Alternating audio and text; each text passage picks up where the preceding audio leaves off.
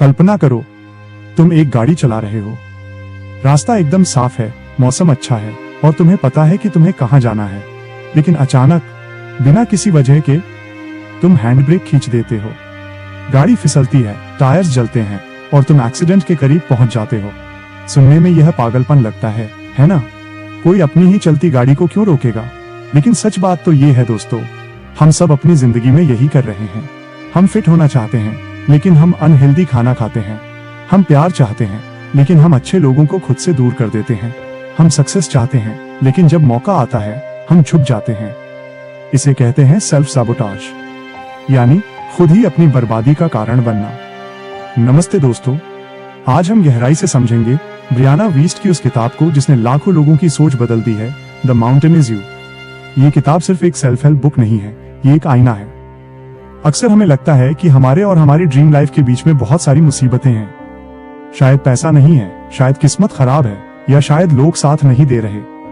लेकिन लेखिका कहती हैं कि रुकिए और गौर से देखिए। आपके रास्ते में जो पहाड़ खड़ा है, वो दुनिया की कोई मुसीबत नहीं है, वो पहाड़ आप खुद हैं। लेकिन सबसे बड़ा सवाल ये है कि हम ऐसा करते क्यों हैं? क्या हम खुद के दुश्मन हैं? जवाब आपको चौंका देगा। हम सेल्फ सबोटाज इसलिए नहीं करते कि हम खुद को चोट पहुंचाना चाहते हैं। हम ये इसलिए करते हैं क्योंकि हमारा दिमाग हमें सेफ यानी सुरक्षित रखना चाहता है। हमारे दिमाग को खुशी से मतलब नहीं है, उसे सर्वाइवल से मतलब है। और दिमाग के लिए जो चीज जानी पहचानी है, वही सेफ है। भले ही आप दुख में हो, लेकिन अगर आप सालों से दुखी हैं, तो आपका दिमाग उस दुख को ही आपका कंफर्ट जोन मान लेता है। उसे लगता है कि यहाँ मैं जिंदा हूँ, ये जगह सेफ है। जैसे ही आप कुछ नया करने की कोशिश करते हैं, जैसे अमीर बनना या फिट होना, आपका सबकॉन्शियस माइंड खतरे की घंटी बजा देता है। उसे लगता है, अरे ये कुछ नया है, ये अनजाना है, यहाँ खतरा हो सकता है, और बस वो आपको वापस खींच लेता है। इसे ही हम सेल्फ सबोटाज कहते हैं। पार्ट 2, भावनाएं और अंतरात्मा की आवाज। तो अब आप समझ गए कि आपका दिमाग पुराने पैटर्न से प्यार करता है। लेकिन इस चक्र को तोड़े कैसे? लेखिका कहती हैं कि इसकी शुरुआत होती है इमोशनल इंटेलिजेंस से। बचपन से हमें सिखाया जाता है कि रोना कमजोरी है या गुस्सा करना बुरी बात है। हम अपनी भावनाओं को दबाना सीख जाते हैं। हम शराब, सोशल मीडिया या ओवरथिंकिंग का नशा करके अपनी फीलिंग्स को सुन कर देते हैं। लेकिन ये किताब कहती है, आपकी भावनाएं आपकी दुश्मन नहीं है, वो मैसेंजर है। वो आपको कुछ बताने आई है। अगर आपको गुस्सा आ रहा है, तो इसका मतलब है कि आपको अपनी बाउंड्रीज सेट करनी होंगी। कोई है जो आपका फायदा उठा रहा है।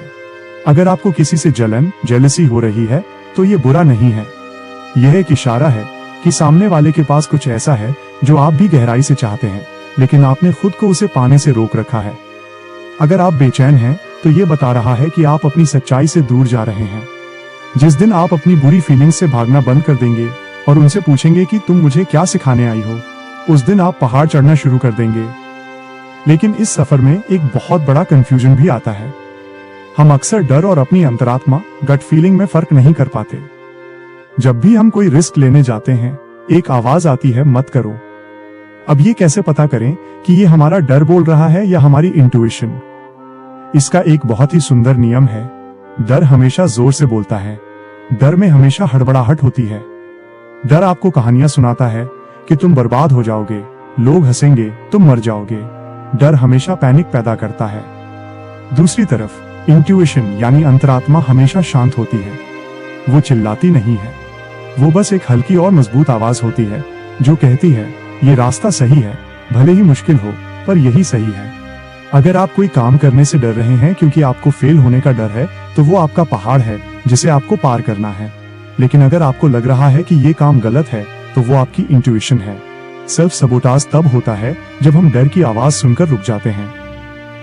पार्ट 3, समाधान और निष्कर्ष। तो दोस्तों, अब सवाल ये है कि इस पहाड़ को तोड़ा कैसे जाए? हम उस इंसान से कैसे बदलें जो खुद को रोकता है, उस इंसान में जो अपनी किस्मत खुद लिखता है? इसका जवाब कोई जादू की छड़ी नहीं है। जवाब है माइक्रो शिफ्ट्स यानी छोटे बदलाव। हम सबसे बड़ी गलती ये करते हैं कि हम रातों रात अपनी पूरी जिंदगी बदलना चाहते हैं। हम सोचते हैं कल से मैं 4 बजे उठूंगा, जिम जाऊंगा और 10 घंटे काम करूंगा। ये कभी नहीं होता। आपका दिमाग इतने बड़े बदलाव को देखकर डर जाता है और हार मान लेता है। ब्रियाना कहती हैं, you have to mourn the person you used to be. आपको अपने पुराने वर्जन को अलविदा कहना होगा और नए वर्जन को बनाने के लिए आपको बड़े नहीं, बहुत छोटे कदम उठाने होंगे। इतने छोटे कदम कि आपका दिमाग डरे नहीं। अगर आप अनहेल्दी खाते हैं तो पूरी डाइट मत बदलो, बस आज एक बार हेल्दी खाना खाओ। अगर आप काम टालते हैं तो पूरा प्रोजेक्ट मत देखो, बस लैपटॉप खोलो और 5 मिनट काम करो।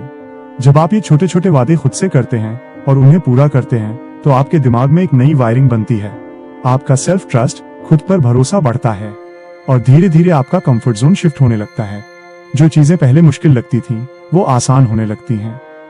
याद रखिए, पहाड़ पर चढ़ने का मतलब ये नहीं है कि दुनिया आपको देखे। पहाड़ पर चढ़ना इसलिए जरूरी है ताकि आप दुनिया को देख सकें एक नई नजर से। रास्ते का पत्थर आप नहीं हैं, बल्कि उस पत्थर को हटाकर रास्ता बनाने वाले भी आप ही हैं।